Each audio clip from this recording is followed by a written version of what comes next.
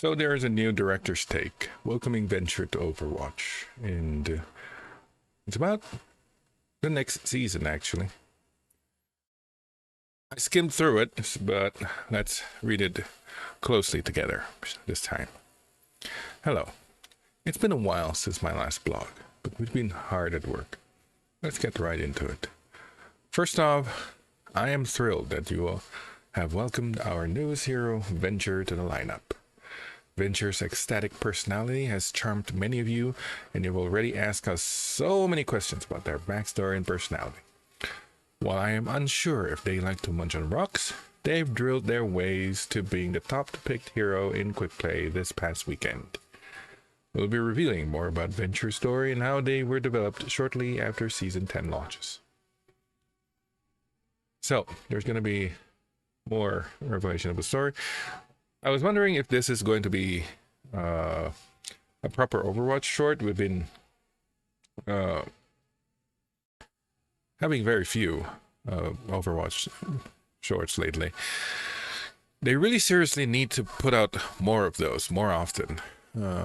They are the highlight of the season every time they release a new Overwatch short. But this seems like there would be a comic book at least about Venture. So we're looking forward to hearing more about this. One of the biggest reasons so many of us instantly fell in love with Venture is the incredible voice talent of Valeria Rodriguez. We instantly knew they were a hit when we saw how much energy they could put into their voice and how they matched Venture's personality perfectly. Yeah, if you haven't seen Flat's streaming with Valeria Rodriguez, you should go see it. It's a lot of fun playing with her. He had a lot of fun playing with Rodriguez, and I wish I could play with her. It's a lot of they seem to have a good time together. We are also thrilled that many of you have welcomed Valeria into our community. Yeah. See? People are having fun with Ventures. Watching all of your reaction from the hero trial, we're pretty happy with how Venture's initial kit turned out. The team was really happy with where Venture landed from a balanced perspective during the trial. Yeah, if you missed the Venture weekend, I played her a lot. I played her for hours, and she was a lot. It's not her, isn't it? It's they. I played them quite a lot. One of the things that stuck up to me was that the ability to drill down, move across the map, and there's nothing you can do when there's a pile of rocks just moving towards your direction. The only thing you can do is that if you're lucky, they would be digging down right in front of you, and you can shoot them. But after they were underground, there's nothing much you can do about it, which is kind of annoying. It's a lot like Reaper's movement, his Wraith, where he could just turn into Ghost and just Wraith away. People are using that for an escape movement, but Venture's kind of interesting because Venture digging down has a sort of a charge up time where where they need to dig down, and that means you can't use it as a escape movement. You can only use it as an offensive movement because when they show up underneath you, they can just drill up. That's the attack movement, which is kind of an interesting design choice. It's something that Reaper needs to look into because that Wraith, people are using that Wraith for to get closer so they can ult, which was really, really obvious. Which means if they change Reaper a bit so that he does not use that, he could not use it for an escape movement like Venture does, it would be turned into a more aggressive form of ability, just like Venture did. And yeah, the annoying part about Overwatch is that so many abilities has, no counterplay. There's nothing you can do about it. And with Venture, the ability to drill underground like that, and you can only watch them move around underground. There's nothing you can do about it. You can't shoot them. You can't dig them out. There should be some sort of counterplay where you can see Venture coming towards you, and there needs to be a counterplay where maybe it's just a proposal where you can just shoot the ground and have Venture pops out when there's a certain damage you've done at the drill site. I mean, that's how they do the worms in Dune, right? You thump around, you make the worm go out, and maybe you can thump around and make Venture pops out. Who knows? But yeah, overall it's pretty balanced, and it gave us confidence that it could release early into competitive. We're still deciding how early, but we feel they are in a suitable state, fun to play and fair to play against. I agree with that. It's so much fun to play, and it's kind of fair to play against. I agree. Other than some abilities where there's no counterplay, it's pretty fair to play against Venture. While we don't foresee needing to make many changes to their kit, we're going to be listening closely to your thoughts on how Venture is doing in game. Yeah. We heard a lot of feedback that you like the tempo momentum Venture brings. The tempo momentum. One thing about Venture is really good at playing in a team. They're not really good when you want to play solo 1v1 with them. So if you're seeing that Venture drilling underground towards you, that team better be following up on that, because you'll be distracted and Venture will be coming right up at you pretty quickly. And that would be the perfect time for the team to pounce at you. So there's a tempo momentum that Venture brings. And I feel like in the metal ranks, most people will not be able to understand this tempo momentum thing.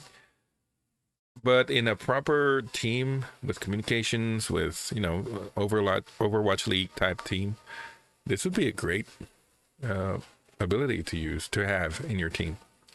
Being able to engage and disengage in fights. Yes, you can just drill in and jump out and flew with her drill through the air to escape. It's pretty cool. But we're looking at tweaking a few things for Venture at the start of Season 10. First, we're slightly shifting some of their burst damage from their drill dash and cobbler. Their melee. Yeah, the interesting part of melee is that their melee is not a one punch thing. It's a drill that twarts at you over time. Yeah, shifting some of the burst damage from the drill dash and cobbler into damage over time. Yeah. Next, we're looking to reduce the vertical knockback of tectonic shock. Really? I feel like that's not the problem with this ability. Vertical knockback is fine. All right. Maybe this will make it a bit fair, a bit less dangerous. I don't know. Feel a bit less dangerous. Alongside those minor changes to Venture, we have a number of other hero changes coming to Season 10. Starting with our tanks, we're upping the impact of Junker Queen's Carnage. Okay.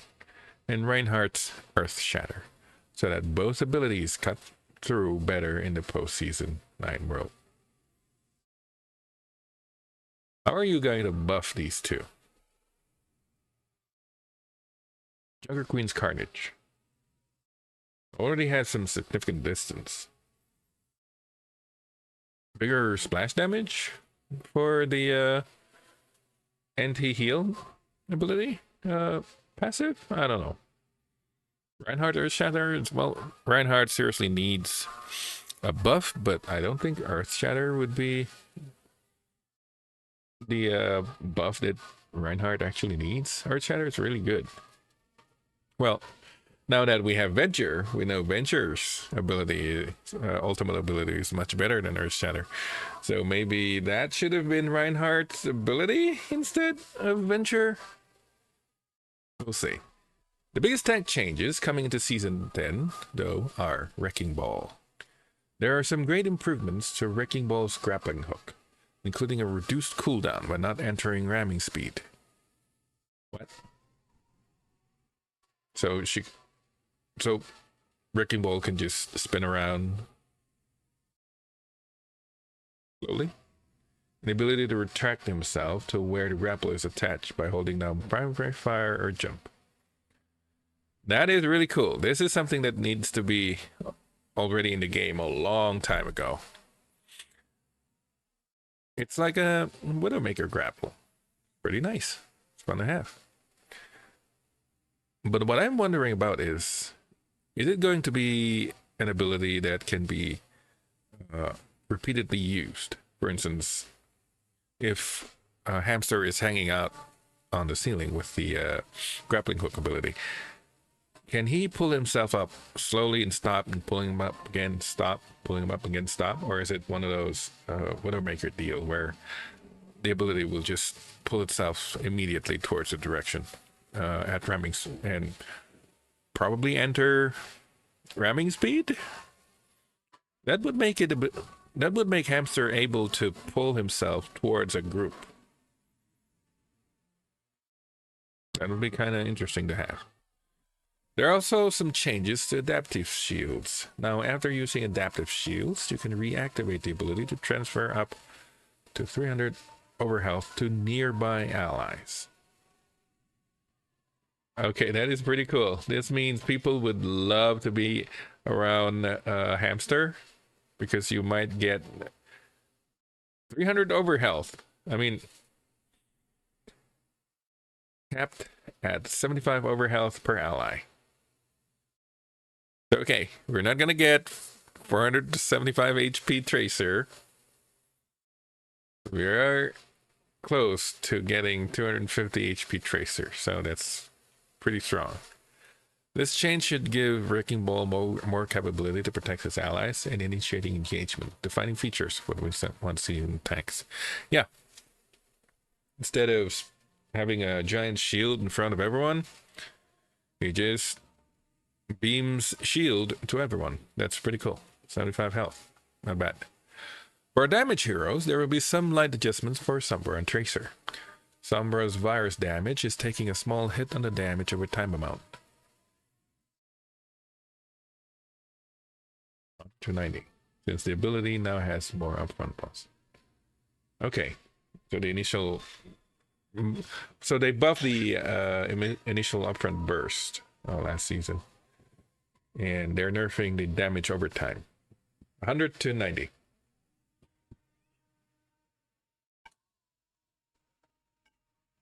So that's 10 HP. Is that gonna matter? It's also so significant, almost like it doesn't really matter, but then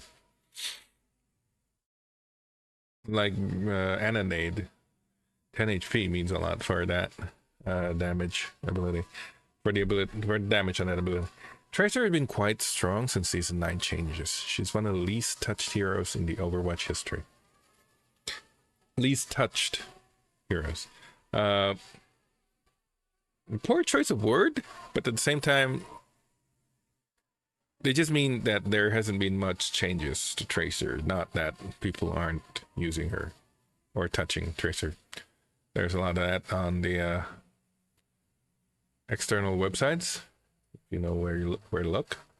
Her kit flows spectacularly well.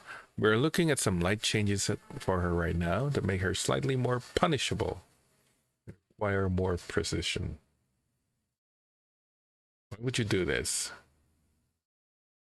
Well, I think it's because Tracer has been wreaking havoc in the top ranks. But at the bottom ranks, she's not doing anything at all. So, I agree that her kit flows spectacularly well, but there are some significant drawbacks to Tracer. Especially if you require more precision, the bottom ranks is going to suffer.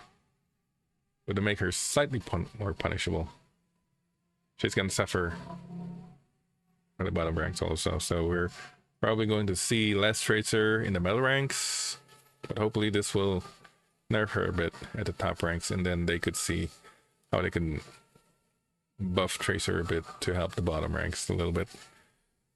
Moving on to support, we're looking at shifts in power for Moira, Lucio, and Yari.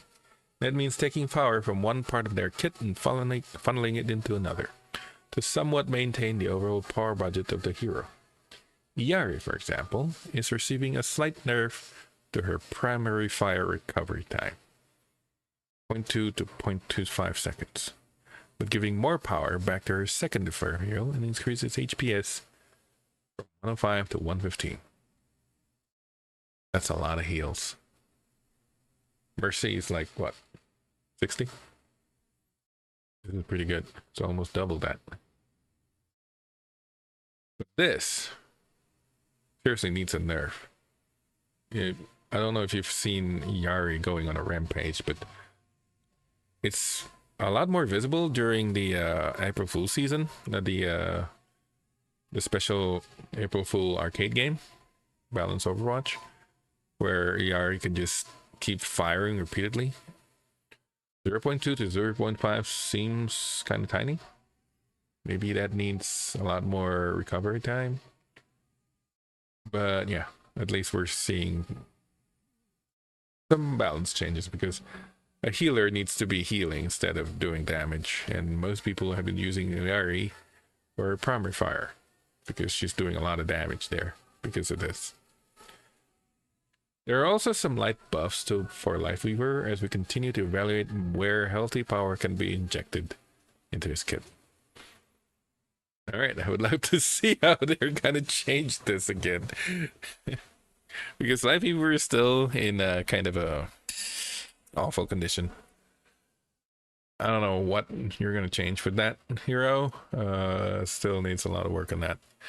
Many of you have seen the recent developer update this month, and we're just as excited as you are for those changes, including heroes no longer being locked behind Battle Pass.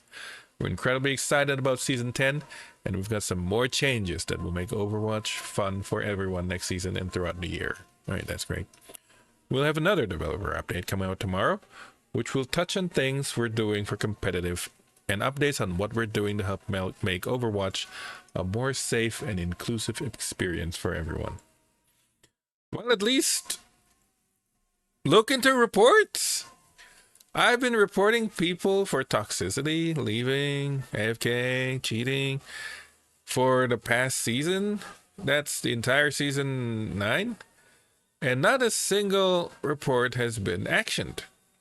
I have not received any confirmation that my report did anything at all. So yeah, they need to do something about that. So I hope you'll check it out. That's all I got for now. We can't wait to see all of you jump into Season 10, which begins April 16, which is Flat's birthday. He's going to be 28. Thanks, and let's make a great game. Okay, thanks for watching, and see you tomorrow for the next dev update.